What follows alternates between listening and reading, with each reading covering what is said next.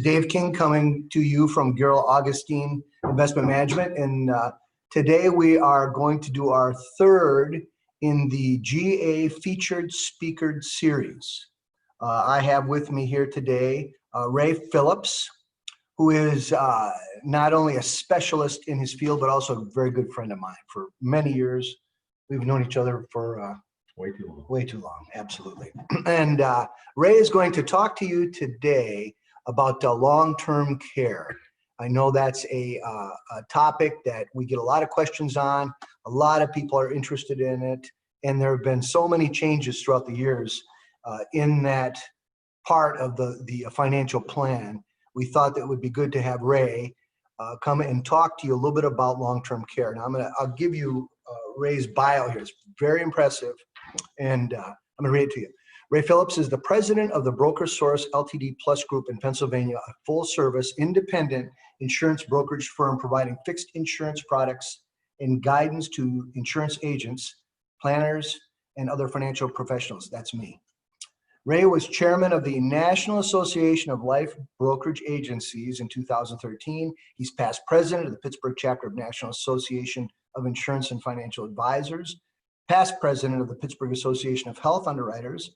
He's past president of the Society of Underwriting Brokers, and currently serves as its secretary. He's a past board member of Bridgeway Capital, a community development corporation in Pittsburgh. He has served on the Society of Financial Service Professionals Standard of Care Committee, and has served on the board of Pittsburgh chapter of Society of Financial Service Professionals, and is a member of the Plus Group, the International Disability Income Society, and the Pittsburgh Estate Planning Council. He is a founding member of the Marketing Alliance. He has spoken nationally to many agents, advisors, and consumer groups, as well as appearing on numerous radio programs discussing various insurance subjects. He holds a Chartered Life Underwriter designation from the American College and a long-term care professional designation from AHIP, that's America's Health Insurance Plans. Ray and his wife Sue have 3 children. He's active in Trinity Lutheran Church, a good Lutheran, in Wexford, Pennsylvania. He is active in multiple sports clubs and associations and enjoys hunting, fishing, hiking, and biking. And he'd rather be in the mountains, as would I. Great. As you know, as Henny Youngman used to say, probably some of the people on this call can remember Henny Youngman. He used to say, of all the introductions I've ever received, that was definitely one of them. So thanks very much, Dave. Yeah, long-term care, considerations, contemplations, and funding solutions. You know, when you're working with the folks at a firm like Gierl Augustine, oftentimes they are helping you fulfill your hopes and your dreams. They're helping you get the right amount of money at retirement for a comfortable post-working years life. Maybe helping you launch to a retirement setting in Florida, or saving enough and investing enough money for a blowout vacation. They're appealing to that dreams and hopes. And I'm on the other end of the coin. I'm on the opposite side of the coin here. I am sadly the worst case scenario guy. While we hope that you can achieve all those goals, sometimes bad things do happen to good people, and it's prudent to consider your options just in case those dreams aren't fulfilled. So my firm works a lot with financial planning firms, insurance agencies, benefits agencies, to help them provide solutions to maybe mitigate some of the risks of what might happen in a worst case scenario situation. We've been marketing long-term care insurance for a number of years, along with Dave. Dave, I know, has been marketing and doing a lot of long-term care planning over the years. And one of the challenges that I have, and dare I say someone who's been familiar with the market as long as Dave has, is there was a time in our career when we could come up with a solution that pretty much would cover a catastrophic long-term care event, even the longest of long-term care events. Because of some market conditions, we'll talk a little bit about during the context of this call or this meeting. It's very difficult to protect against that big, long-term care claim. Pricing has gotten very challenging. Product structure may not allow us to do what we used to do in 1999. So now more than ever, I feel it's very important to sit down with a counselor, advisor, like the folks here at Gierl Augustine, and really get a sense of what your situation is. Not only what your financial situation is, but what your emotional situation is. What's your family structure like? What's your thoughts on this whole thing? If something bad would happen to you, what is your family history? While it's not 100%, very often family history might be the bellwether of what you may be facing. So if there's been Alzheimer's or similar type situations with your parents, might end up happening to you.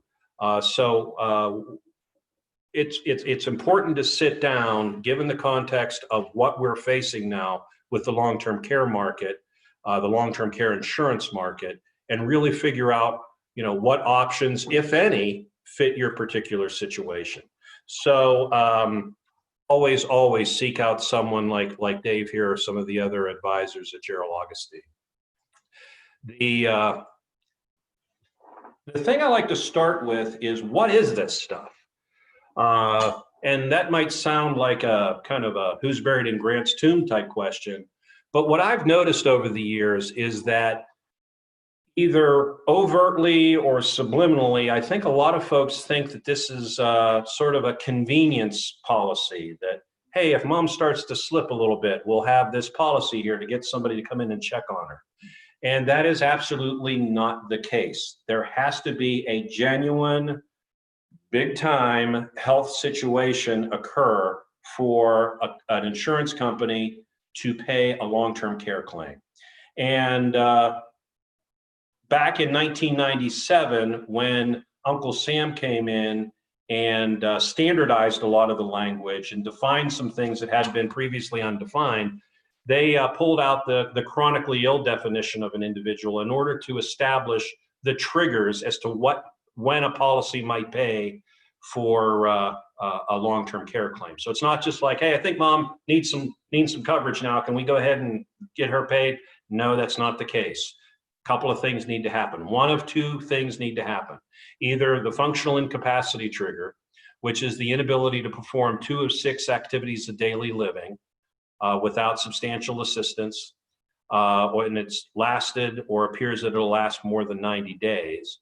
Those activities of daily living are eating, which is prepping food and consuming it to get nourishment, dressing, which is obviously putting your clothes on and off, and being able to button your buttons, do your zippers, things like that. Bathing, pretty self-explanatory. Toileting, which is the act of getting on and off the toilet. Transferring, which is somewhat similar. It's the act of being able to get out of bed and onto a chair without any additional help. And continence, which is control of your bodily functions. So you have to have the inability to perform 2 of those 6 activities of daily living. So think about that. I mean, that is a really bad situation when you can't perform 2 of those. It's not just a keep an eye on mom type situation. It is a real situation that maybe the family can't really manage on their own, getting dad out of bed, getting him off the toilet. Very, a real health situation must occur. The other trigger that can occur, or severe cognitive impairment, which I think most of the times the cognitive impairment will most understand and experience as Alzheimer's disease, something like that. So the inability to perform 2 of the 6 activities of daily living or a severe cognitive impairment will trigger the benefits being paid. And it must be certified by a licensed health practitioner, a doctor, a geriatric nurse. So again, it just can't be, the neighbor thinks that mom's starting to slip, let's get some claims paid. A doctor has to put a plan of care together and say this person truly can't perform 2 of the 6 activities of daily living, or they're diagnosed with something like Alzheimer's. So it's a real health situation that must occur here. Keep that in mind as I'll come back to that during the course of this presentation, but I wanted to imprint you with that reality of a long-term care policy, regardless of how it looks with the different types of options we have available. So what does this stuff cost? Well, here are numbers from the Genworth 2019 Cost of Care Survey. This is a semi-private room in a nursing home in Pittsburgh, Pennsylvania, is around $99.77 a month. And then a private nursing home room in this area is about $1,000 a month more. That's real money. The other thing that you need to think about when we're talking about these averages, and you're meeting with Dave and his counterparts to try to plan for this unfortunate event, is are you going to be above or below average? One of the things that I've always said about these averages is that for the people that can afford to do some planning, they're going to fundamentally dismiss the lower end of the spectrum. So those not nice places that you wouldn't want to be in, they're included in this average. So my thoughts are that the real average of the places that might be appropriate for your lifestyle and your comfort level might be a little bit higher than this. Sort of like saying, what's the average price of a car in the United States? Well, that's $6,300. Well, what's the average price of a car for a 2-income family that's recently retired? Well, that's going to be probably substantially more because by definition, they're not considering the 1999 Chevy Cavalier. So their average of the cars that they really want to drive around in is actually higher than the national average. So keep that in mind when you're doing your long-term care planning and kind of figuring out what your situation might be. Will long-term care be needed? For years, we had to convince people that this was not a boogeyman, that the potential for a long-term care stay was real. And there's all kind of statistics that support it. I've thrown some of them up there. I'm not going to go over them. You can read them. The reality is, I think that at this point in time, we all understand that there's potential for a long-term care situation in our future. We know somebody that's at it. We know I've got 3 neighbors that are in a nursing home right now. We know parents, in-laws. So it's out there. All you have to do is drive down the road and realize how many nursing homes, assisted living facilities, adult-oriented residential communities are here that weren't here 20 years ago. The thing that's interesting too is, again, working off of averages on that third bullet point, what's the average? Well, to a great extent, that needle hasn't moved significantly for a number of years, and it's going to be around 2.5 years. Females are a little bit longer than males. There's any number of studies that show the average stay in a nursing home, the average duration. Sometimes there's a little bit more of a swing between male and female. They're always lurking around that 2.5 year area. So just be cognizant of that. And this is something that I don't think we need to dwell on because it's so apparent in modern society compared to what it used to be. The other, since the beginning of long-term care planning misnomer is, will Medicare pay for it? Want to pay? Well, not really. Medicare does cover skilled nursing care. Skilled nursing care is basically hospitalization.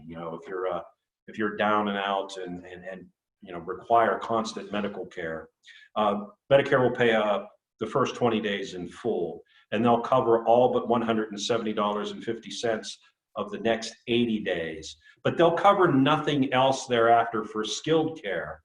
And the reality is that most nursing home claims are not skilled.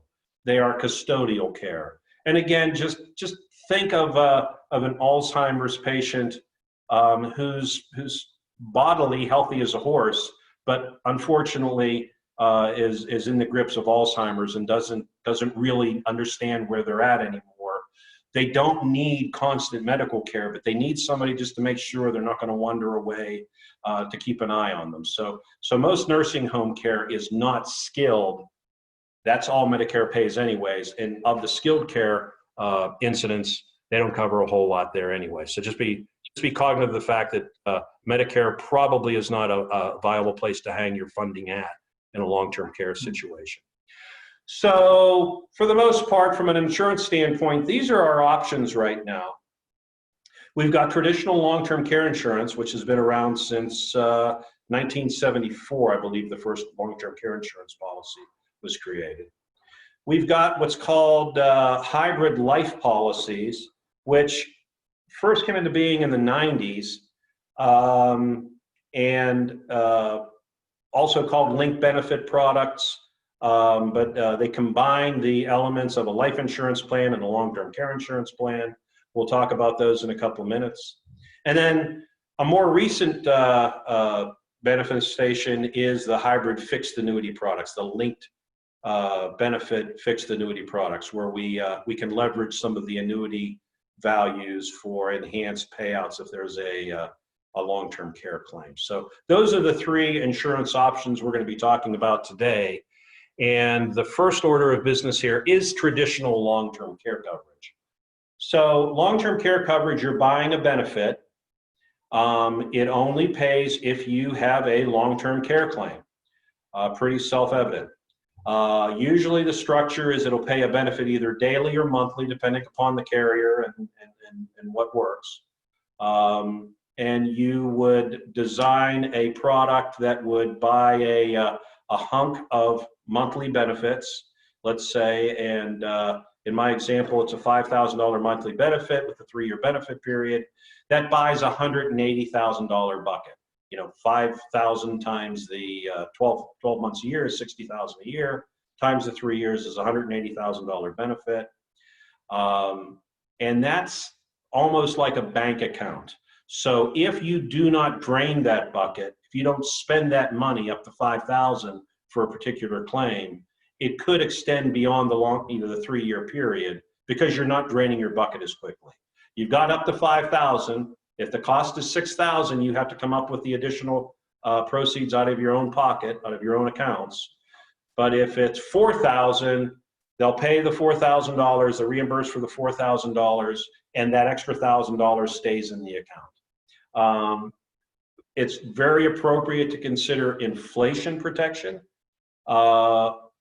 Pretty much any policy that's out there in the long-term care space offers either compound coverage, compound interest on your inflation. So if you have a 5% compound interest rider on your policy, you start with $100 a day, it's going to compound to $105, and so on and so on and so on.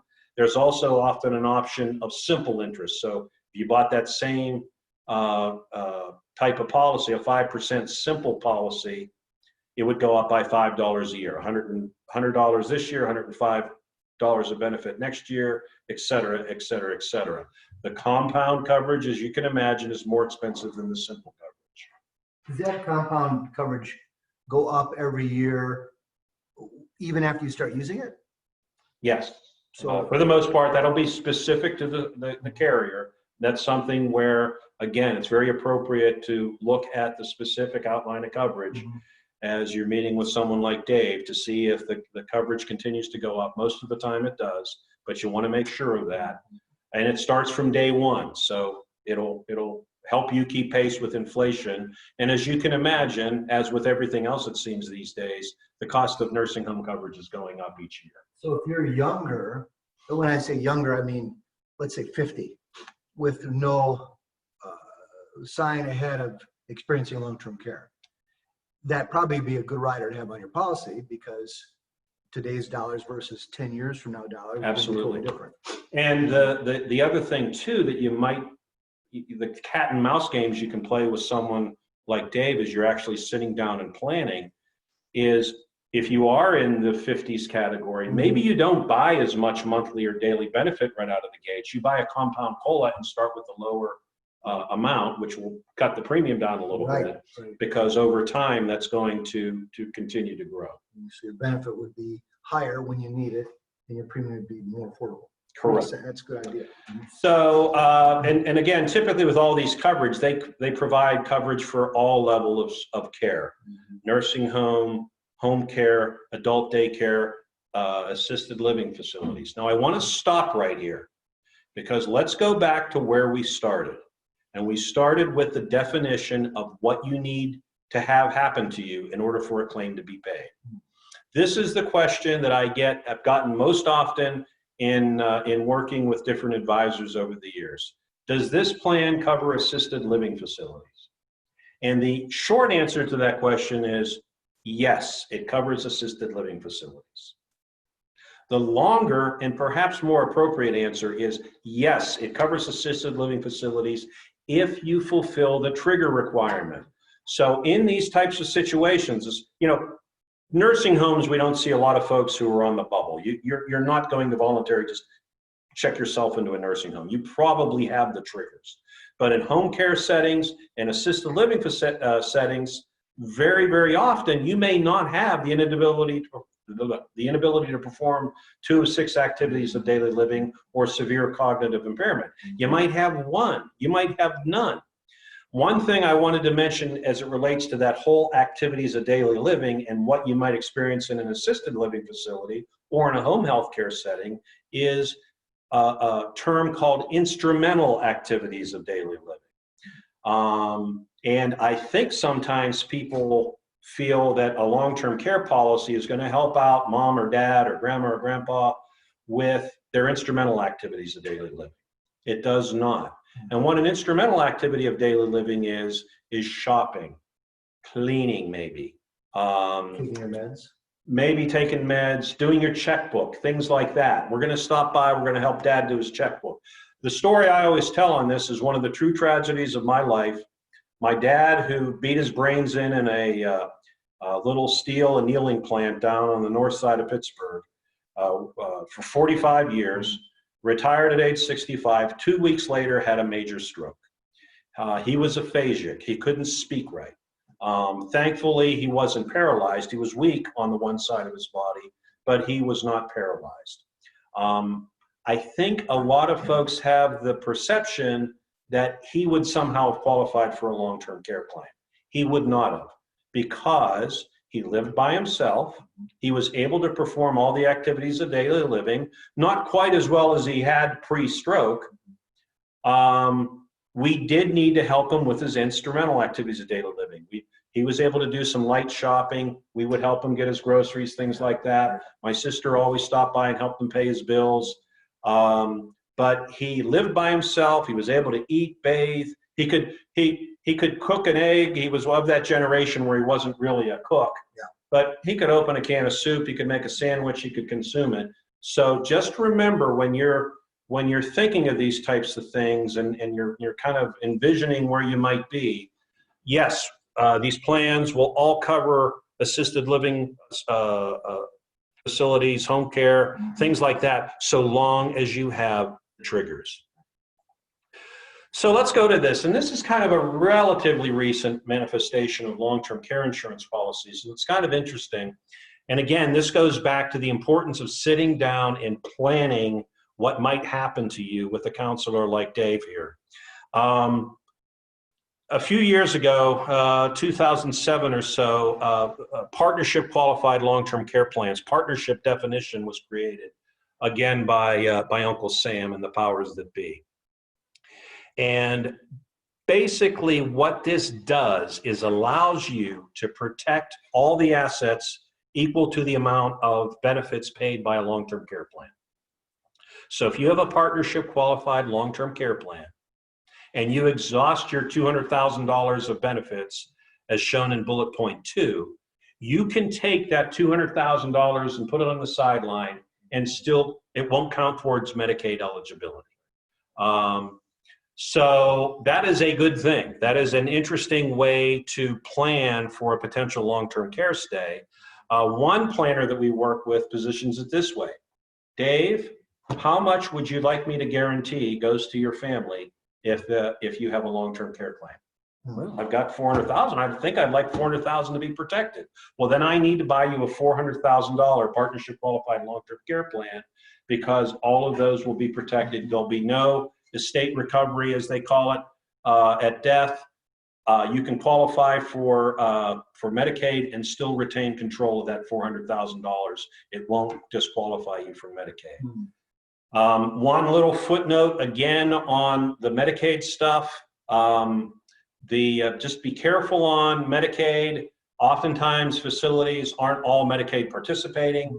And if you're going in and you're knocking on Medicaid's door, they may not have a bed for you, even if they're participating, but they've got a number of people that might be knocking on Medicaid's door, and they're in a full payer position and they have to transfer them to a Medicaid bed. So sometimes in the provider side, there may not be a Medicaid bed for you. So Medicaid is not a great thing in my mind, but with the opportunities we have with these partnership plans, it might be an option to consider. There's some things that qualified long-term care plans need to look like in order to pass muster, and basically they have to have inflation on them. Under age 60, you have to have compound inflation, as Dave referred to earlier. Over age 60, they have to be considered at least for the simple inflation, and over age 70, you have to be at least offered the opportunity to buy inflation protection.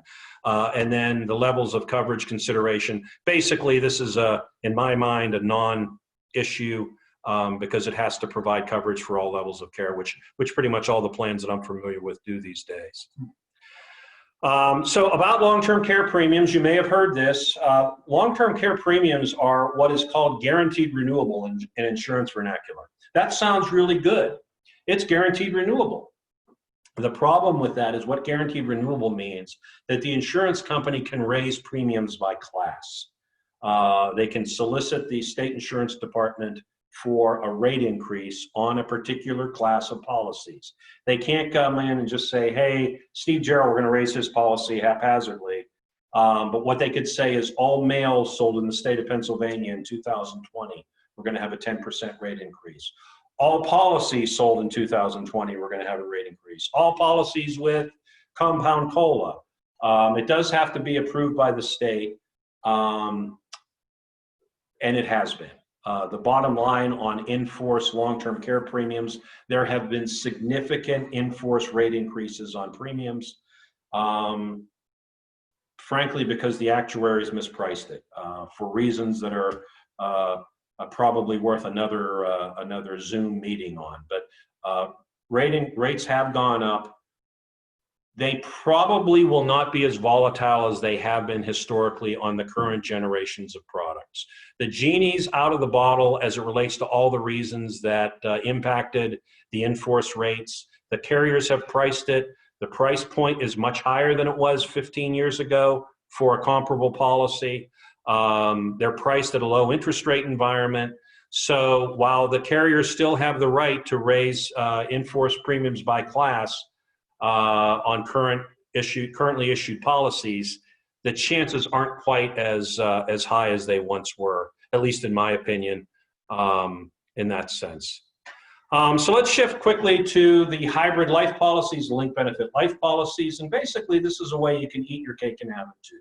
You buy a life insurance policy that has long-term care elements to it, and you're accelerating your death benefit before you die. So if you have a $250,000 death benefit and you have a $100,000 long-term care claim, they dollar for dollar, they knock off that $100,000 long-term care claim from your death benefit, and your beneficiaries end up with $150,000.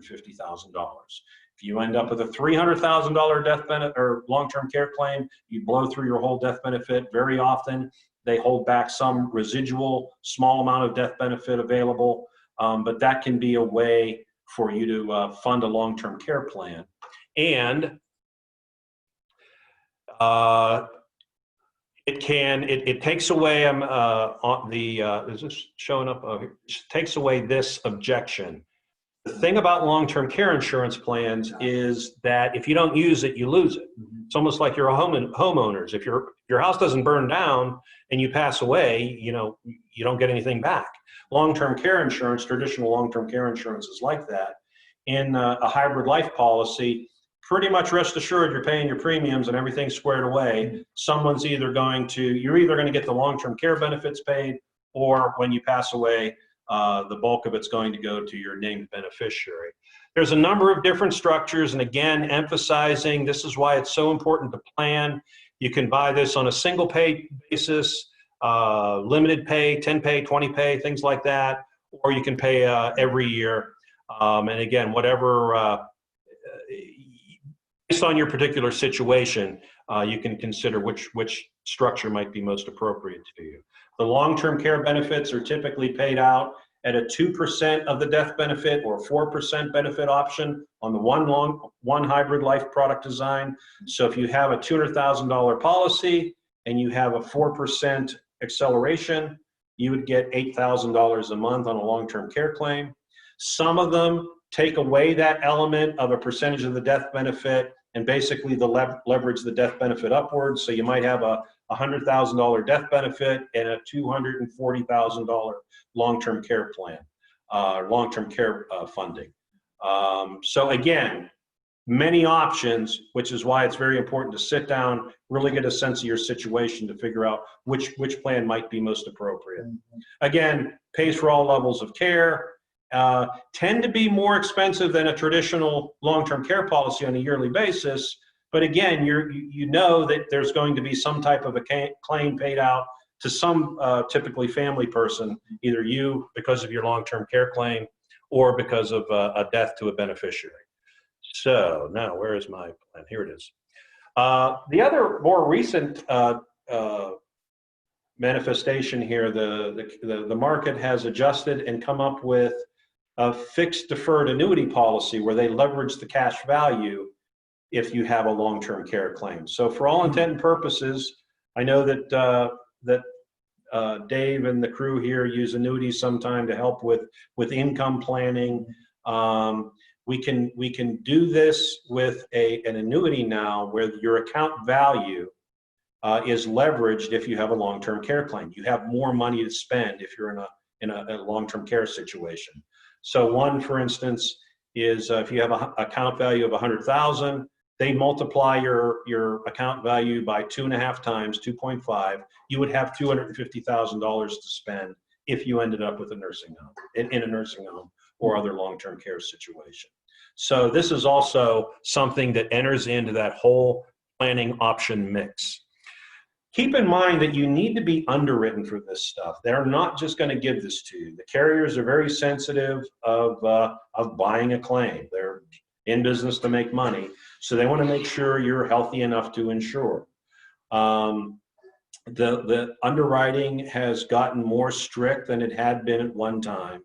And indeed, with this COVID situation popping around, there's been some changes that Dave and I were just discussing prior to this meeting that you need to be cognizant of.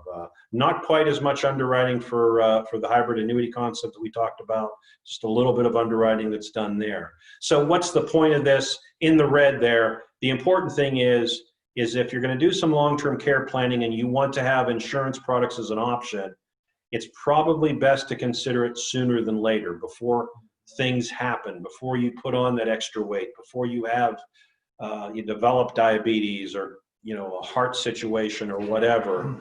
The younger you can be in this situation, the better, because sadly for all of us, the older you get, the more apt we are to have something break down on us. So just remember, this isn't just a slam dunk that they're just going to hand you over the policy. There will be some underwriting to be considered, not only from how healthy you are, but there's also some cognitive questions that have developed over the years. They'll interview you and make sure that you're cognitively functional. They don't want to buy an Alzheimer's claim, so to speak. I think that's probably one of the biggest obstacles that I run into, that we run into, is that people, when they are ready to buy or to look at long-term care, very often will already have a health issue.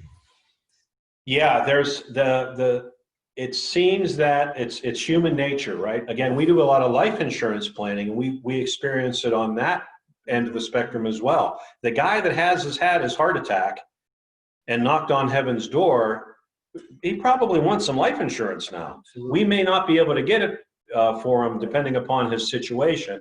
And it's the same thing here. If you, God forbid, have that stroke or a TIA or something like that, it might be a situation where this option in the long-term care planning spectrum may not be available to you.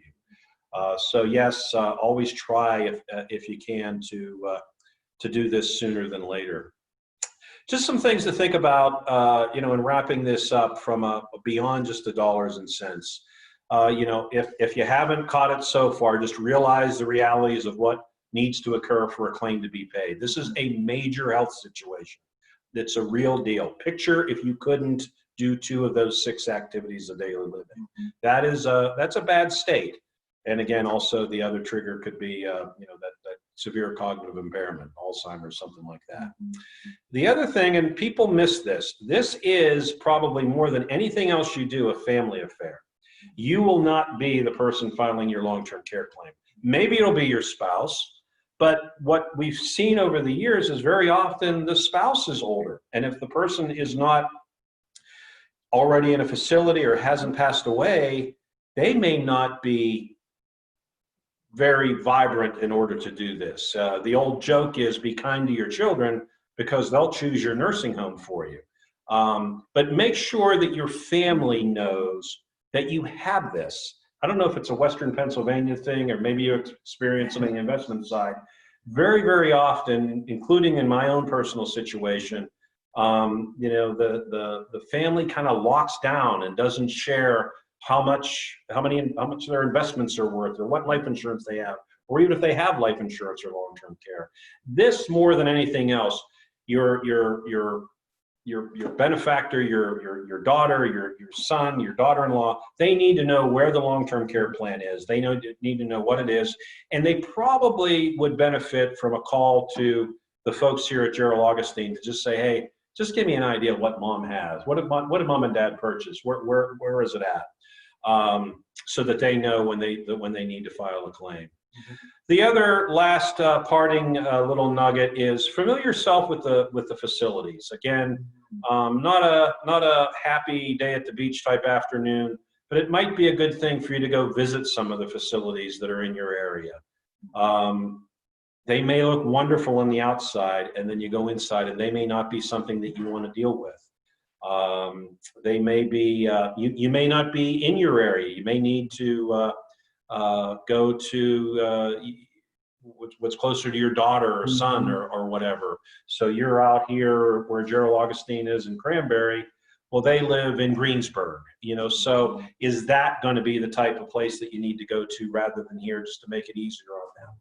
So just familiarize yourself with what the different facilities have, what they offer, and what they look like. So with that said, that's pretty much an overview of the long-term care planning situation and the insurance products that are available to the advisors here at Gierl Augustine. Now more than ever, it makes sense to sit down and plan this rather than just buying something with a long-term care element to it. So, and when we look at a plan, and when we look at our clients' plans, we are very aware of the total amount of assets. And you know how quickly you can buzz through a large amount of money in a long-term care stay. I mean, what's the typical, can you tell me what is the typical stay? Well, I mean, is it? Well, as it said, it's been around 2.5 years historically. And then usually the person passes on. Okay. So you don't have as many, I'm going into the long-term care facility for 6 months and then I'm going to come back out again. Not very often. It'll happen. It'll happen. But, and again, it's happened with a lot of the ambulatory issues that we have now that we didn't have. There didn't used to be, you know, artificial hips and knees and ankles like there are. So very often that's a rehab type situation. But in the full blown, you know, I'm going to call it traditional sense, you know, the long-term care averages have been 2.5 years. And again, as I've said, are you going to be a below average or above average? That's the question we don't know the answer to. In the long-term care planning market, the frustrating thing is we don't know what the right answer will be. We don't know when, how, or even if you're going to use this stuff. So you have to make some educated guesses. You have to have some gut feels.